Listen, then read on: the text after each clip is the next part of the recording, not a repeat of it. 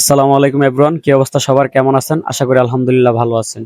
তো আজকে একটা R15 ভার্সন 2 নিয়ে আসছে আমাদের ওয়ার্কশপে এক ভাই। ওনার বাইকটা রানিং অবস্থা হঠাৎ করে অফ হয়ে গেছে। উনি বাইকটা কিছুদিন আগে একজনের কাছ থেকে কিনেছিল। তো বাইকটা মূলত কেন অফ হয়ে গেছে ওনাকে জিজ্ঞাসা করার পর উনি বলতেছিল যে গাড়ি অনেক ওভার হিট হইতো, হিট হওয়ার কারণে গাড়ি হঠাৎ করে স্টার্ট অফ হয়ে গেছে। তো আমি বললাম ওভার হিট হওয়ার কারণ গাড়ি কি নতুন করে ইঞ্জিন বাজছিল কিনা? সে বলছে হ্যাঁ, কিছুদিন আগে নতুন করে ইঞ্জিন বাজছিল। তো গাড়ি অনেক সময় দেখা গেছে ইনজেক্টর, ফুয়েল পাম্প বা থ্রোটল বডির কারণে এই জিনিসগুলো হয়ে থাকে বা প্লাগের কারণেও। তো এই নরমালি এগুলো আমরা চেক দেওয়ার পর কনফার্ম হলাম যে না, আসলে ইঞ্জিন সিজ করে, সিজ করার কারণেই মূলত এই জিনিসটা হইতেছে। তো গাড়ি সিজ করার কিছু কারণ থাকে, যেহেতু কিছুদিন আগে ইঞ্জিনটা বাজছে, হঠাৎ করে সিজ করবে না, কোনো কারণ ছিল।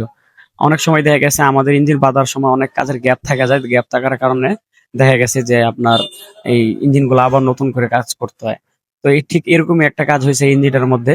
আমরা যখন এই কাজ ইঞ্জিনটা খোলা শুরু করলাম, খোলার পরে দেখতেছিলাম যে আসলে কি কি ধরনের সমস্যা হইতে পারে। তো মূলত আমরা যে প্রবলেমটা পাইছি সেটা হচ্ছে গাড়ির যে মোবিল হেডে মোবিল উঠতো না। হ্যাঁ, আপনার মোবিল পাম্পের সমস্যা ছিল, প্লাস হচ্ছে যে কুলেন্টের যে জায়গাটা ছিল, কুলেন্টের যেখান দিয়ে পাস হয় সেই জায়গাগুলো অফ ছিল, তার কারণে গাড়ি ওভার হিট হতো। তো মূলত এগুলা তো কাস্টমারের বোঝার বিষয় না, এগুলো আমাদের নিজেদের কাজের ক্ষেত্রে এই জিনিসগুলা দেখে শুনে তারপর কাজগুলো করতে হয়। কারণ কাস্টমার তো এগুলো বুঝবে না, কারণ কাস্টমার আমাদেরকে টাকা দেয়, আমরা কাস্টমারের পরিবর্তে কাজ করে দিই।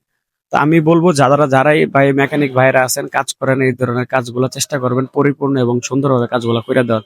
কারণ তারা আমাদের উপর ভরসা করে কাজগুলো দেওয়া যায় করার জন্য।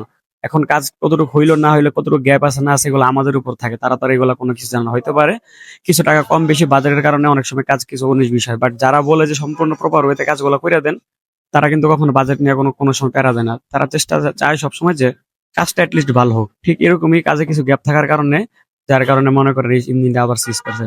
গ্যাপ এখন কি ধরনের গ্যাপ থাকতে পারে, যেমন মোবিল উঠতেছে না, এটা তো আমাদের নিজেদের দায়িত্বে বলা উচিত ছিল যে আসলে মোবিল উঠতেছে না, মোবিল না উঠলে সেক্ষেত্রে মোবিল পাম্পটা চেঞ্জ করে দিলে হইতো। এরপরে যে বেল্ট লিক করতেছে, এই বেল্ট তো তারা জানে, এগুলো আমাদের লেদের কাজ ঠিক মতো না হলে তখন আবার বেল্ট লিক করে। আর এইখানে যেমন আপনার গরম হইতেছিল, ঠিক মতো কুলেন্টের ফ্যান কাজ করতেছিল না, প্লাস কুলেন্ট পাস হওয়ার জন্য যে ইঞ্জিনের ভিতর যে লাইনগুলো থাকে সেগুলো ক্লিয়ার ছিল না। তো এগুলো তো আর কাস্টমারের দোষ না, এগুলো আমাদের দোষ। আমরা যদি ঠিক মতো এই কাজগুলো করতাম তাহলে দেখা গেছে আজকে তার ইঞ্জিনটা আবার সিজ করতো না। তো যাই হোক, এই জিনিসগুলো সবাই একটু মাথায় নিয়ে চেষ্টা করবেন পরিপূর্ণভাবে কাজ করে দেওয়ার।